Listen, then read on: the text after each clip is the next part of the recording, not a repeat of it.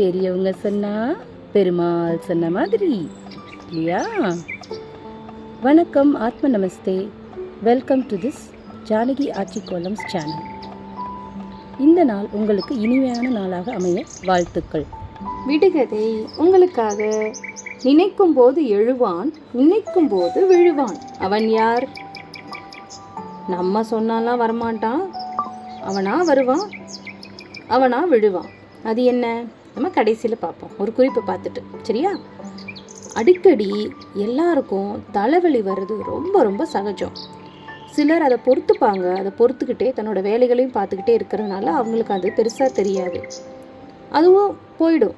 முன் தலைவலி, நடு தலைவலி, பின் தலைவலின்னு சொல்லிட்டு தலைவலியிலே நிறைய வகை இருக்குது. தலைவலிகள் நிறைய விதத்தினால வருது. அதாவது நமக்கு நிறைய மன உளைச்சல் இருக்கிறதுனால வரும். சில நேரம் உடம்புல தண்ணி சத்து ரொம்ப இல்லைனால வரும். இந்த தலைவலி வந்துருச்சு, ஆனால் அதை எப்படி நம்ம போக்குறது அப்படின்னு நம்ம யோசிக்கணும். சாதாரணமாக ஒரு தலைவலி வந்துச்சு, அது நம்ம சீக்கிரம் போகணும் அப்படின்னா சில நேரம் காஃபி பவுடர் இருக்கு இல்லையா? நிறைய பேர் காஃபி தான் குடிப்பாங்க. ஆனால் காஃபி பவுடரை ஒரு சுடுதண்ணியில் போட்டு ஆவி பிடிச்சோன்னா சில பேருக்கு ஈஸியாக தலைவலி போயிடும். சில பேருக்கு அப்படியும் தலைவலி போகாது. அந்த தலைவலி போகிறதுக்கு இன்னும் ஒரு வழி இருக்குது. வீட்டில் ஒரு 5-6 துளசி இலை இருந்துச்சுன்னா அதை எடுத்து ஒரு சின்ன துண்டு சுக்கு, 2 லவங்கம் சேர்த்து நல்லா அரைக்கணும். அரைச்சி நெத்தியில் 10 போட்டால் அந்த தலைவலி சீக்கிரமாக குணமாகும்னு பாட்டி வைத்தியத்தில் இருக்குது.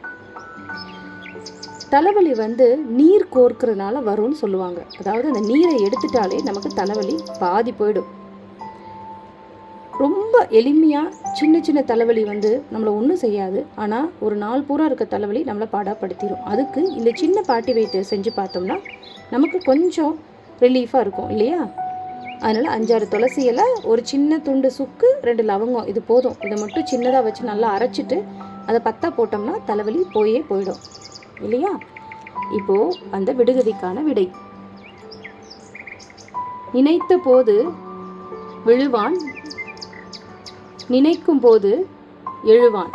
அவன் யார்? அது மழை.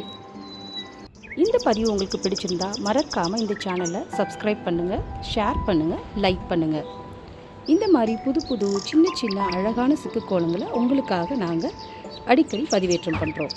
இதை சின்ன குழந்தைங்க கூட கற்றுக்கலாம். நம்ம பழம்பெருமையான, அதாவது நம்ம முதியோர்களோட எல்லா திறமைகளையும் நாம் தெரிஞ்சுக்கிறது நமக்கு பின்னால் ரொம்ப அவசியமாக இருக்குது. அதை இந்த சேனல் ஊக்குவிக்குது.